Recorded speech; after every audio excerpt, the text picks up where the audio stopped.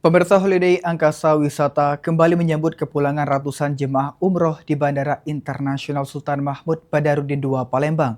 Sebanyak 360 jemaah yang berangkat menggunakan penerbangan charter satu pesawat Garuda Indonesia tiba dengan selamat dan disambut penuh sukacita oleh tim Holiday Angkasa Wisata. Suasana haru dan bahagia menyelimuti Bandara Internasional Sultan Mahmud Badarudin II Palembang saat sebanyak 360 jemaah umroh tiba setelah menunaikan ibadah di Tanah Suci.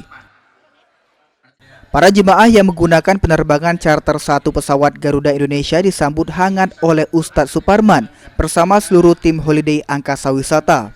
Penyambutan berlangsung penuh keakraban sebagai bentuk apresiasi dan komitmen Holiday Angkasa Wisata dalam memberikan pelayanan yang terbaik mulai dari proses keberangkatan hingga kepulangan jemaah ke tanah air.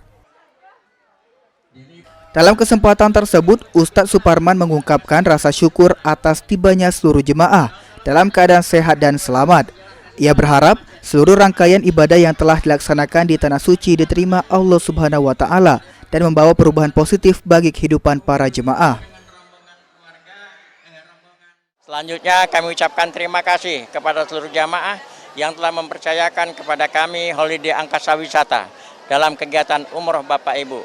Dan mudah-mudahan doa Bapak Ibu di Masjid Nabawi maupun di Masjidil Haram maupun di Raudhah Bapak Ibu ya, tempat-tempat yang ijabah insya Allah akan dikabulkan, diijabah oleh Allah Subhanahu wa Ta'ala.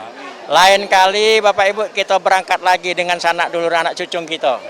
Amin Allahumma amin. Demikian, terima kasih. Assalamualaikum warahmatullahi wabarakatuh. Waalaikumsalam warahmatullahi wabarakatuh. Alhamdulillah. Holiday tetap semangat. Holiday oke. Tetap oke. Kedatangan ratusan jemaah ini disambut dengan penuh rasa syukur oleh keluarga yang telah menunggu di area kedatangan bandara.